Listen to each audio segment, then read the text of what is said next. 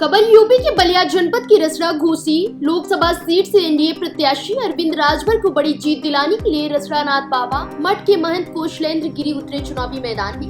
रसड़ा कस्बा में महंत कौशलेंद्र गिरी के नेतृत्व में हुआ चुनावी जनसभा।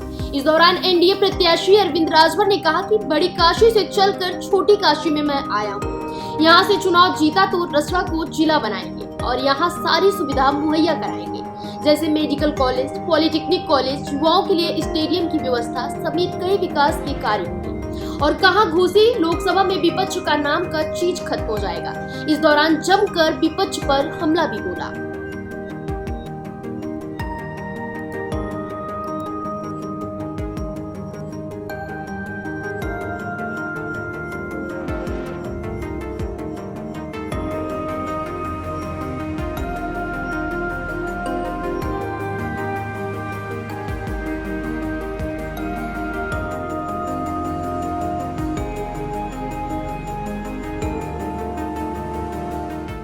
पूरे रसड़ा विधानसभा के हर वर्ग के प्रबुद्ध लोग आज यहाँ उपस्थित थे और मुख्य अतिथि इस कार्यक्रम के गोविंद नारायण शुक्ला जी प्रदेश महामंत्री हैं और अपने इस गोरख प्रांत के प्रभारी भी हैं। तो आज यह बात रखी गई है प्रधानमंत्री जी योगी जी, जो एक प्रधानमंत्री जी का सोच है 2047 तक भारत को विकसित भारत बनाने का, और जो योजना चल रही है उस योजना को और रफ्तार देने के लिए एक एक सीट महत्वपूर्ण है, जिसमें घोसी जो लोकसभा है एनडीए के प्रत्याशी डॉक्टर अरविंद राजभर जी हैं, इनको जिताना है। इसलिए हम सभी लोग मेहनत कर रहे हैं और आज पूरे विधानसभा के प्रबुद्ध लोगों ने यह तय किया है कि डॉक्टर अरविंद राजभर जी को घोसी से और ख़ासतौर से रसड़ा विधानसभा से लीड देंगे और 1 जून को भारी मतदान होगा और 4 जून को रिजल्ट आएगा तो सब उसके साक्षी होंगे। 1 जून को मतदान होना है, ऐसे में अरविंद राजभर जी यहाँ के प्रत्याशी हैं। अपने लोगों से, रसड़ा विधानसभा के लोगों से और पूरे लोकसभा के क्षेत्र से आपका क्या अपील रहेगा? इसके पहले भी सरकार रही है। मेरा यही अपील है कि विकसित भारत बनाने का और भारत की संस्कृति और सभ्यता को बचाने का, हर व्यक्ति अपने बच्चों के भविष्य को बनाने का अपना जो मत है उस दिशा में वो दे, क्योंकि विपक्ष की क्या स्थिति थी 2014 से पहले सभी लोगों ने देखा और 2014 के बाद एक गरीब जो कभी सपने में भी नहीं सोचा था कि हमारे सिर के ऊपर छत होगा, उसको आवास मिला, शौचालय मिला, माताएं लकड़ी बीन करके चूल्हा भोजन बनाया करती थी। बलिया की धरती पे देश के यशस्वी प्रधानमंत्री जी ने आकर उज्ज्वला योजना का शुभारंभ किए और किसानों को सम्मान निधि योजना के माध्यम से साल में 6,000 रुपये, आयुष्मान कार्ड से लोगों का 5 लाख रुपए का इलाज हो रहा है। जो सरकार बनने के बाद 70 वर्ष के जो बुजुर्ग हैं उनका 5 लाख का इलाज होगा। तो इससे तमाम आप देख रहे हैं पूरे देश में रोडों का जाल बिछ रहा है, बिजली आसानी से 18 घंटे 24 घंटे बिजली मिल रही है। किसानों को खाद, अगर किसान अनाज पैदा कर रहा है आसानी से क्रय केंद्र पे बिक जा रहा है और खाते में डायरेक्ट पैसा चला जा रहा है। तो जो भी योजना है धरातल पे पहुंच रही है तो लोग लाभान्वित हो रहे हैं। आज देख रहे हैं कोविड काल से सभी लोगों को राशन भी उपलब्ध हो रहा है, हर चीज़ में सुधार हो रहा है, देश का मान सम्मान बढ़ रहा है, विश्व में भारत का डंका बज रहा है। अगर देश के प्रधानमंत्री अन्य देशों में जाते हैं तो हाथों हाथ लिए जाते हैं, यह गर्व हम लोगों को भी होता है। तो इसलिए एनडीए के प्रत्याशी हैं डॉक्टर अरविंद राजभर जी, तो हम सभी लोग ताकत लगाए हैं और पूरा लड़ाई यहाँ है ही नहीं, सपा बसपा मिलकर के लड़ी थी, कांग्रेस सपा भी मिल के लड़ी थी, क्या हर्ष हुआ हर कोई ने देखा। इस बार कोई लड़ाई नहीं है, डॉक्टर अरविंद राजभर जी एक तरफा यहाँ से चुनाव हार गई थी बीजेपी जी।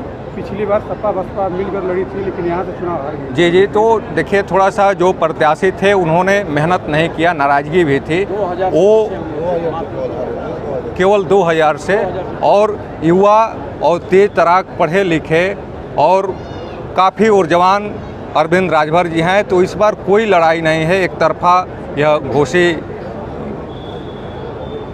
अरविंद राजभर जी जीत रहे हैं, इसमें कोई दो राय नहीं।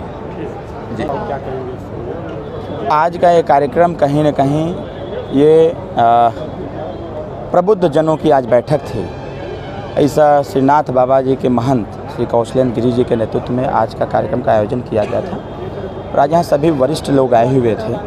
कहीं न कहीं आपका आशीर्वाद प्राप्त हुआ और आपके सानिध्य में इतने सारे लोग उपस्थित हुए और ये संकल्पित भाव से लोगों ने अपनी बातों को भी महाराज जी के सामने भी रखा। महाराज जी ने उनसे भी आग्रह किया और हमने भी आग्रह किया कि आने वाले 1 जून को चुनाव निशान छड़ी का बटन दबा करके फिर से तीसरी बार देश में प्रधानमंत्री नरेंद्र मोदी जी को बनाने की आवश्यकता है, जिससे जो देश का संकल्प है 2047 तक विकसित भारत का, उस संकल्प को पूरा करने के लिए हमें घोसी लोकसभा को विकसित करना पड़ेगा। काशी के बाद रसड़ा में भी छोटी काशी कही जाती है, इसको लेकर आपके मन में क्या योजना भी मन से देखिए क्या है, किस तरह से इसको डेवलपमेंट मैं बताता हूँ। बड़ी काशी से चल के छोटी काशी में आया मैं और मेरे मन की तो एक ही इच्छा है यहाँ इस रसड़ा को जिला बनाने का, क्योंकि जब रसड़ा जिला बन जाएगा, जिस प्रकार से हमारी सरकार की भी योजना है कि जैसे मऊ जनपद में 2 लोकसभा करने का, बलिया में 3 लोकसभा करने का, तो उसी प्रकार से हमारी इच्छा ये है कि रसड़ा को हम लोग जिला बनावें और सारे IPS और PCS या IAS इन सारे लोगों को मैं यहाँ स्थापित करूँ और इसके साथ साथ वो सारी सुविधाएं यहाँ पर देने का काम करूँ। जैसे मेडिकल कॉलेज की व्यवस्था हो गई, पॉलिटेक्निक कॉलेज की व्यवस्था हो गई, ITI कॉलेज की व्यवस्था हो गई, युवाओं को खेलने के लिए, व्यायाम करने के लिए स्टेडियम की व्यवस्था हो गई, इसके साथ साथ बच्चों को पढ़ने के लिए अटल आवासीय विद्यालय की व्यवस्था हो गई।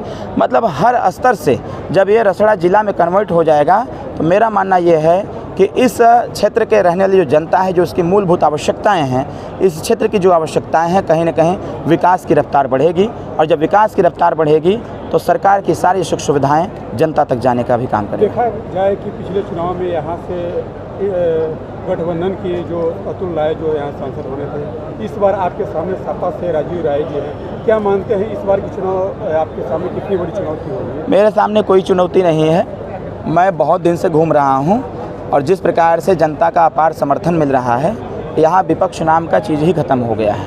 यहाँ जाति, धर्म, पार्टी सब बंधन टूट चुका है और सभी लोग घोसी लोकसभा से कमल खिलाने के लिए तैयार हैं और कमल तभी खिलेगा जब छड़ी का बटन दबेगा। विपक्ष के द्वारा लगातार ये मुद्दा उठाया जा रहा है कि इस सरकार में बेरोजगारी चरम सीमा पे है, महंगाई है, लगातार कही जा रही है, क्या कहेंगे? विपक्ष जो है एक तरफा बात कर रहा है। विपक्ष को यह भी देखना चाहिए कि अगर महंगाई की बात वो कर रहे हैं, बेरोजगारी की बात कर रहे हैं, तो हमारी सरकार उसका विकल्प भी दे रही है। जिस गरीब को महंगाई तब समझ में आती है जब गरीब पंचूरन के दुकान पर जाता है सामान खरीदने के लिए। गरीब को महंगाई तब समझ में आता है जब वो जाता है हॉस्पिटल में इलाज के लिए। गरीब को महंगाई तब समझ में आता है जब वो जाता है अपने बच्चे के एडमिशन के लिए। ये बात भी विपक्ष को समझना चाहिए कि हमारी सरकार गरीब को राशन भी दे रही है कि वो पंचूरन की दुकान पर न जा पावे और उसको सारी सुविधाएं प्राप्त हों। इसके साथ साथ दूसरी बात, गरीब हॉस्पिटल जाता है तो उसको महंगाई समझ में आती है। हमारी सरकार आयुष्मान कार्ड योजना के तहत 5 लाख रुपए का इलाज निःशुल्क दे रही है किसी भी अस्पताल में। जब गरीब को ये व्यवस्था दी जा रही है तो कहीं ना कहीं महंगाई को रोकने का प्रयास भी किया जा रहा है। तीसरी बात, जब शिक्षा के क्षेत्र में जाता है गरीब अपने बच्चे के एडमिशन के लिए, अगर उसको वहाँ पर महंगाई समझ में आती है तो हमारी सरकार उसके लिए विकल्प तैयार कर रखा है कि कक्षा 1 से लेकर के MA तक सरकार बिना पैसा में लड़का लड़की को पढ़ाएगी और अटल आवासीय विद्यालय खोल करके जो भी मजदूर किस्म के लोग हैं, श्रम करते हैं, ऐसे लोगों के बच्चे बिना पैसे में 5 से लेकर के 12 तक पढ़ने का काम करेंगे। विपक्ष को इस पर भी ध्यान देना चाहिए। मैं तो आग्रह करूँगा विपक्ष के लोगों से कि विगत 10 साल के जो कार्यकाल हैं, जरा उस कार्यकाल की भी चर्चा कर लिया करें कि जिस प्रकार से जीरो टॉलरेंस की नीति हमारे योगी जी ने लागू किया हुआ है, आज गुंडे माफिया सब उनका आता पता नहीं है कहाँ चले गए। आज कोई भी जरा सा खुराफात कर रहा है, गरीब को परेशान कर रहा है या किसी भी ऐसे अराजक तत्व हताहत हो रही है तो तुरंत सरकार एक्शन में आ रही है। शासन और प्रशासन एक्शन में आकर के उसके खिलाफ दंडात्मक कार्रवाई करते हुए भारतीय संविधान के नियमों को पालन करते हुए वो उसको जेल भी भेजने का काम कर रही है। एक बात विपक्ष और कह रहा है, विपक्ष कह रहा है भारतीय संविधान खतरे में है। लगता है वो अपने आँख पर वो काली पट्टी बांध लिए। उनको देखना चाहिए कि लोकसभा का चुनाव चल रहा है, 7 चरण में चुनाव है, 7वें चरण का चुनाव हो रहा है अभी कहीं पर भी किसी प्रकार का ये नहीं हुआ जिस प्रकार से पूर्व की सरकार में होता था कि कोई व्यक्ति वोट देने जाता था, अगर वो कह देता था कि हम भाजपा को वोट करेंगे तो ये दबंग किस्म के लोग, गुंडई करने वाले लोग उसका हाथ काट लेते थे। तमाम बच्चियों के साथ उसी बूथ पर चीरहरण हो जाता था। आज किसी के पास इतनी क्षमता नहीं है कि योगी जी की और मोदी जी की सरकार में कोई जरा सा कोई कुछ उल्टा सीधा काम कर दें। भारतीय संविधान खतरे में नहीं है, खतरे में समाजवादी पार्टी का संविधान जरूर पड़ गया है। समाजवादी पार्टी अपने संविधान को बचाने के लिए वो भारतीय संविधान का शरण ले रखा है। इसलिए मैं सचेत करना चाहता हूं उन सभी लोगों को, जिन लोगों को यह भय सता रहा है कि भारत का संविधान खतरे में पड़ गया है। भारत का संविधान अगर खतरे में होता तो इतनी आसानी से, सहजता से, सरलता से लोकतंत्र में इस लोकसभा का चुनाव का संचालन नहीं हो पाता। जी, लगातार आप क्षेत्र में दौरा भी कर रहे हैं और इसी लोकसभा में आपका घर भी पड़ता है। लगातार क्षेत्र में दौरा कर रहे हैं, इस दौरान कौन सी कमी आपको दिखाई दे रही है? और आप सांसद बनते हैं तो दो ऐसा कार्य बताएं जिसको आप सबसे पहले उस कार्य को पूर्ण करें। मैंने मंच से भी बोला और मेरे हर संबोधन में होता है। मुझे तकलीफ़ तब होती है क्योंकि रसड़ा केंद्रीय कार्यालय होने के नाते इस इर्द गिर्द के जनपदों से या फिर इस जनपद से जब कोई व्यक्ति फ़ोन करता है और जाता है लखनऊ, कहता है कि पीजीआई में एडमिट करा दीजिए, वहाँ जब एडमिट कराने की बंदोबस्त कर देता हूँ और जब ये फ़ोन दोबारा करता है कि हम जिस पेशेंट को लेके जा रहे थे उसकी जान नहीं बची, तब तकलीफ़ होती है कि अगर हमारे इस बलिया में पीजीआई स्थापित हो जाता, एक बड़े अस्पताल का निर्माण हो जाता तो यहाँ के लोगों का इलाज यहीं पर होता।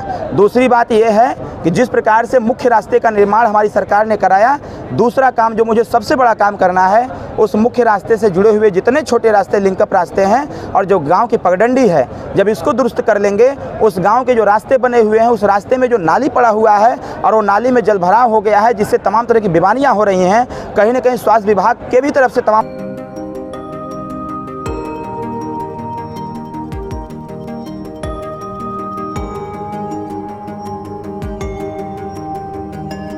फिलहाल इस खबर में बस इतना ही।